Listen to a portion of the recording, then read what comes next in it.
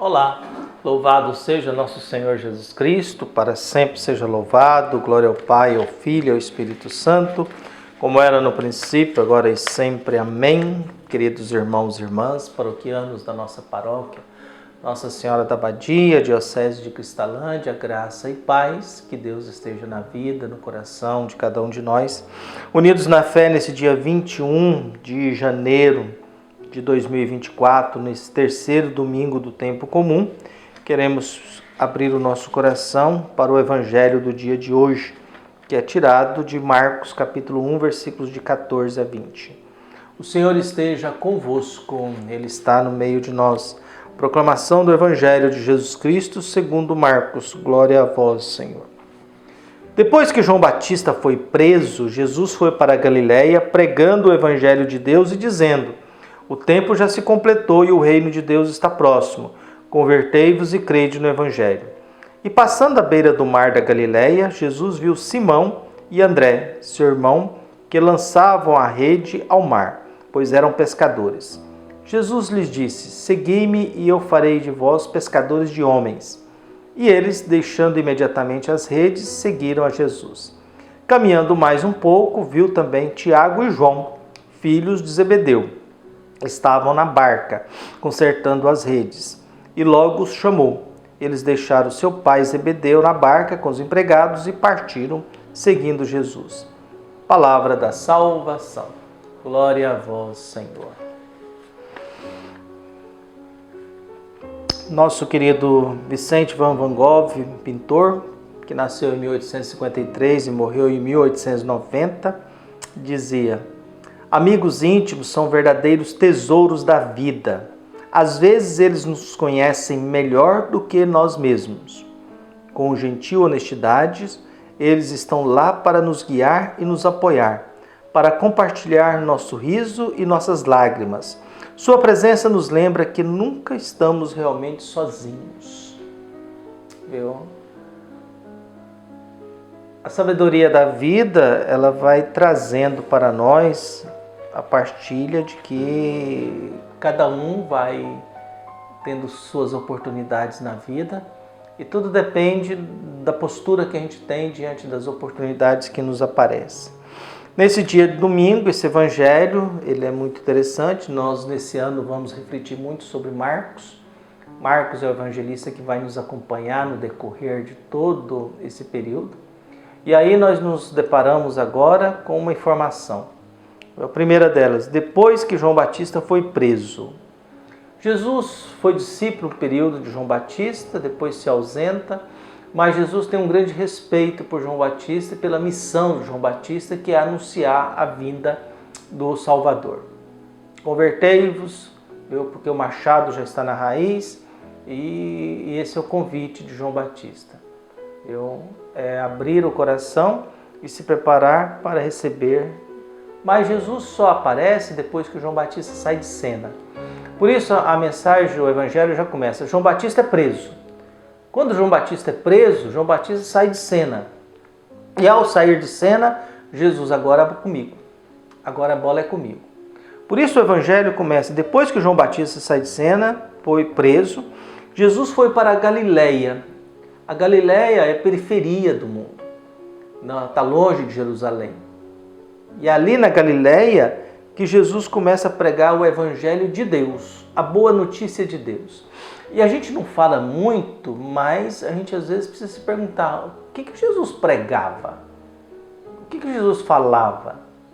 E aí as primeiras palavras dos evangelhos, cada evangelista, a primeira palavra de Jesus é aquilo que vai orientar a reflexão do evangelista. Para Marcos, Jesus só fala depois que João Batista sai de cena, e ele vai para a Galiléia e ali começa o seu ministério anunciando uma boa notícia de Deus. E qual que é essa boa notícia de Deus? O tempo se completou. O reino de Deus está próximo.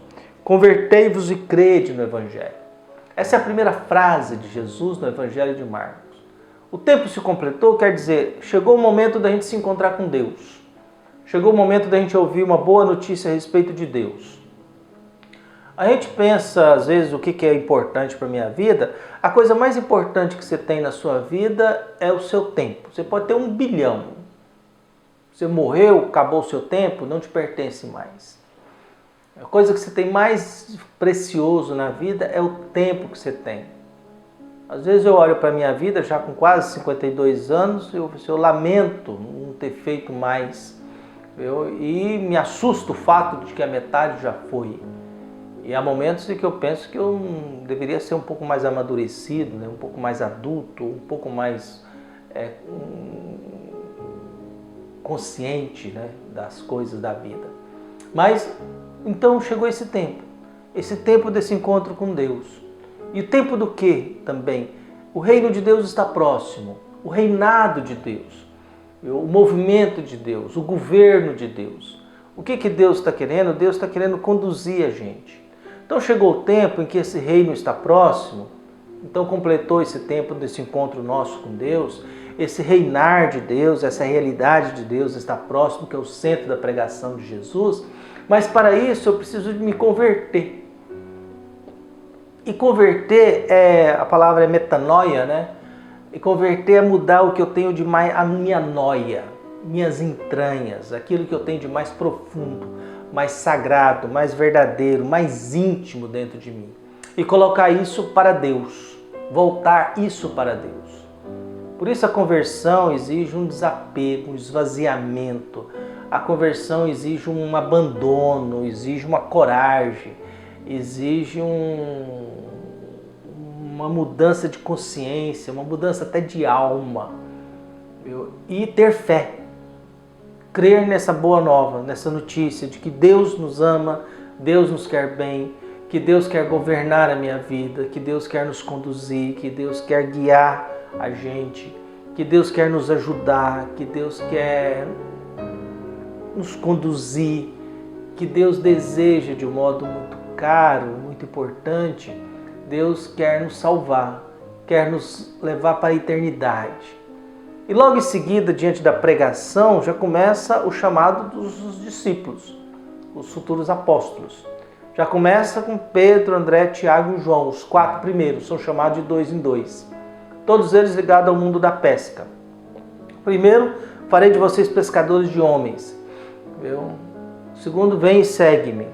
Então, esse convite de Jesus, esses 4, para abandonar tudo, e eles abandonaram tudo. Esse movimento do convite de Jesus e essa coragem de largar tudo, largar a segurança do trabalho, largar a família, largar o pai, largar as redes, largar os barcos e seguir Jesus, é porque eles encontraram algo muito caro, que valia a pena deixar tudo.